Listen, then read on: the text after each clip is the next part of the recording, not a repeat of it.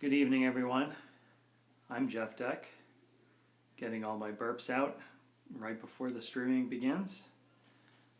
I am here to live read some more of my book, The Pseudo-Chronicles of Mark Huntley, this very large book here. Sometimes I like to give a shout out to an author who's got some kind of deal going or has got a book that's about to come out in the beginning of these videos. Couldn't really think of anyone offhand, so if you've got a book you want to promote that's just coming out or is on sale or free or whatever, just let me know. I can bring it up in the beginning of the next video. So anyway, we're going to pick up with Mark Huntley's adventures again. We're going to start with the entry from Thursday, September 16th, 2004, called Something Blue. Pardon any incoherence in tonight's entry. It's been a Miller night and I might not be at my sharpest. Not that there's anything wrong with such a night, understand. In fact, I'd like to be having them more often. Maybe I should. My eyesight hasn't acted up lately, and that's something to toast. I've been careful not to strain my eyes, both at work and my supposed life outside it. No more glowing graffiti either. Raise your glass to that. I had a classic long lunch with Dale today, which made me feel pretty good. Soon after I returned to work in the afternoon, though, Carrie took me aside and started gibbering about her upcoming wedding, now only 2 weeks away, and counting. Yeah, that shrunk my mood balloon into a small, hard nugget in the bottom of my chest. And of course, Carrie being supernaturally immune to sarcasm, I couldn't even manage to insult my way out of the conversation. Now don't take that the wrong way. Carrie is a sweet girl and the sharpest copy editor the U.S. Divide could hope for. I'm very happy that she's found true love. Few people deserve it more. But, Jesus, I'm the last person you should talk to about anything marriage related. Now, it's not Carrie's fault. Dale is the only one at work who knows anything about Lucy. So Carrie's been unaware that all this time she's been gushing and fussing about her wedding to the great wife-stealer of Capital City. Now, it wouldn't be so bad if I just had to hear about the wedding, even on a daily basis. Thing is, though, that I'm supposed to go to the wedding. She invited me way back when, and I said, see.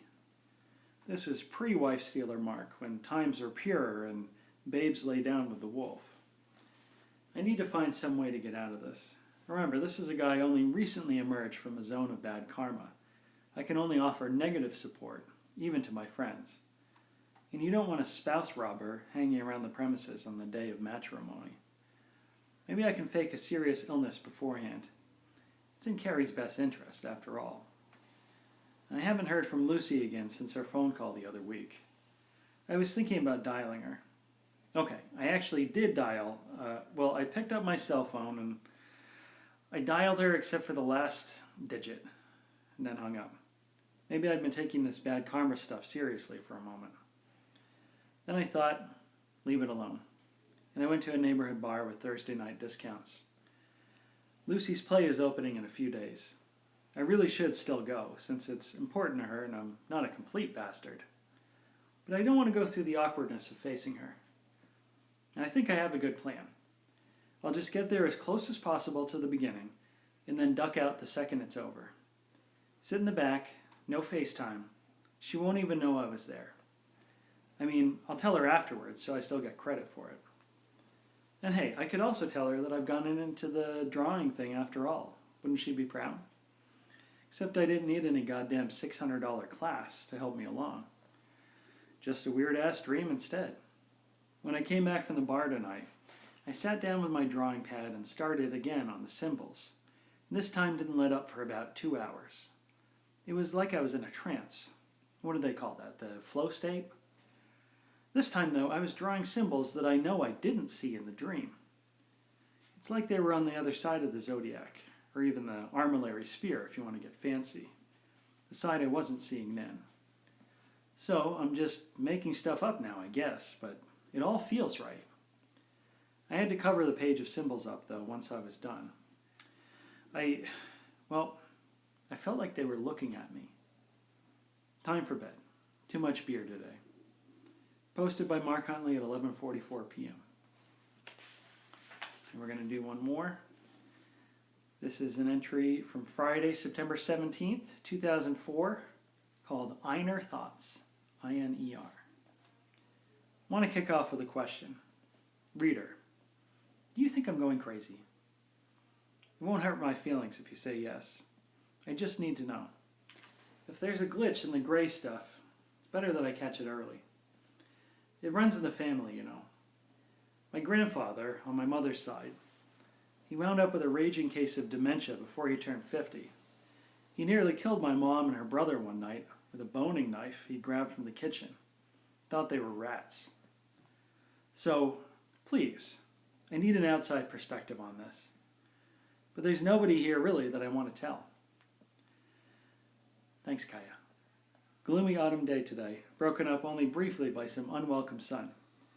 I feel better on a day like this, walking in a drizzle, kicking up drifts of wet leaves as I go. It just fits. I guess there's tornadoes on the ground in Maryland, little gifties left by Ivan the Wayward, but nothing to carry me away here. Right now I'm just tucked up in my pad in DuPont, watching the sad partial skyline from my window and thinking about the frosty Miller that awaits me in the fridge. It won't be hard to find. There isn't much food to get in the way. I started thinking about the graffiti again while at work today. Why did those words in particular jump out at me? Maybe it was some kind of special spray paint, catering to the visually impaired? Aren't vandals so considerate these days? But the paint hadn't looked like anything unusual afterward. The words themselves then, some mystical hidden meaning must be afoot here. Let me just strap on my gypsy gown and find my scrying ball. These words must predict my future. Now, fade could mean just about anything. A fade haircut, an internal data system for the Federal Aviation Administration, the Fade Killer from the late 90s, that song by Mazzy Star, and Einer. I tried Googling it to see what I came up with, and the answer was not much. The last name of some random Canadian artist? Well, I'd been thinking of it as a spelled out word, but maybe it was an acronym. It had appeared in all caps, I-N-E-R. There were plenty of organizations with that acronym, but none of them seemed relevant. I tried www.einer.aec.gov.tw, which ended up being a Taiwanese institute that blared some welcome message in Mandarin, which gave me some funny looks from my office neighbors. There's a dead end there. Nuclear studies overseas don't have much to do with my vision.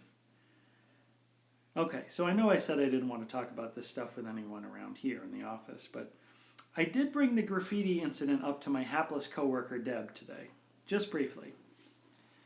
She'd been wading through another interminable story about her kids. And now it looks like Jenny's going to need glasses too. Ollie's able to handle the teasing. You know he's just a very confident kid, but I worry about Jenny. Sometimes she can't stand up for herself. And the vision plan here is not so great, but I'm sure you know that. Just wish the Buck could find another job because you know he'd be able to get a better health plan in his line of work. Now Dale happened to walk by then. He popped his eyebrows at me.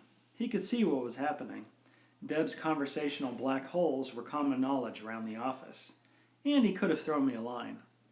But he just smiled and kept walking. Bastard. I seized on the topic before she could move on to another one. I could save myself. Yeah, I broke in. I do wish we had a better vision plan here because I worry about my own eyes a lot. Why, just the other day. And I told her about what happened. And I have to give Deb credit. She didn't doubt any detail of my story for a second, as weird as it sounded. She just nodded and then said, "Have you considered a neuropsychological root cause?" What? Seeing those words by themselves, Deb went on. Could be a kind of selective blindness triggered by trauma that you might not even be aware of, like a somatoform disorder. Whoa. I found myself contemplating a new possibility, and this from scatterbrain Deb? I tried to keep the shock from my face. And that's something I never... what did you say? Somatoform, she said, and tipped me a wink. Listen, Mark, I was a damn sharp psych student in college. Had plans for grad school and everything.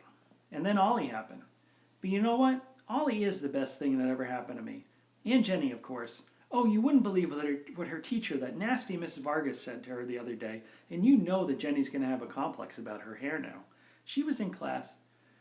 And back to the crushingly boring stories. Broken up only 10 minutes later by Gerald Ryloff appearing on the scene and giving her a watery little smile before tearing into her work checking a restaurant review. So, I've been thinking about what she said. Trauma. I'd expect that more if I'd been in fucking Nam or something, but I've had a pretty tame little life. Or maybe she meant physical trauma, like an actual brain injury. This is why I've been thinking about my family history, about old man Doucette mistaking his children for rats. Because there are two compelling theories here. Could be the wiring in my brain got jiggled loose by trauma, or it could be it was faulty wiring all along. Either way, I should call my mother. Tomorrow, maybe. No big plans for tonight. No Friday follies. I'm going to get cozy with a book or two and shut the world out, assuming my eyes hold up. I foresee the same for tomorrow as well, and maybe the next day. I think I deserve some break time. Dale invited me to a bar crawl that he's playing with his friends for tomorrow, but I turned him down. The drinking part sounds fun, but the talking with strangers all day part, not so much. This may not sound like much of a life to you. I'll agree to that. But you don't always need to live life with a capital L. Throw yourself into one activity after another. Life isn't defined by expensive drawing classes and epic bar adventures. It's the soft spots, the quiet moments in between. Or maybe I'm just making excuses for my antisocial tendencies. I do know, though, that I need some time alone with my brain. Have to listen to it in the quiet. Have to figure out whether I still recognize all the creaks and squeaks. Posted by Mark Huntley at 6:46 p.m. I think that'll do it for tonight's reading because the next entry is a long one. Thank you so much for tuning in this evening. You know, we'll keep these going every evening at 8 o'clock and eventually get through this big-ass book. A little free entertainment during this time of quarantine and isolation. If you like what you heard, you can check out the links to buy me a coffee or check out my books through the links in my Instagram bio. Or if you're watching this on YouTube later, you can see those links in the description for my video. And you can also find the previous readings on my YouTube channel. So you could actually just listen to this whole thing as an audiobook if you wanted to. But maybe that's a little too much of my voice at one time. Anyway, I will see you guys next time. Thanks so much.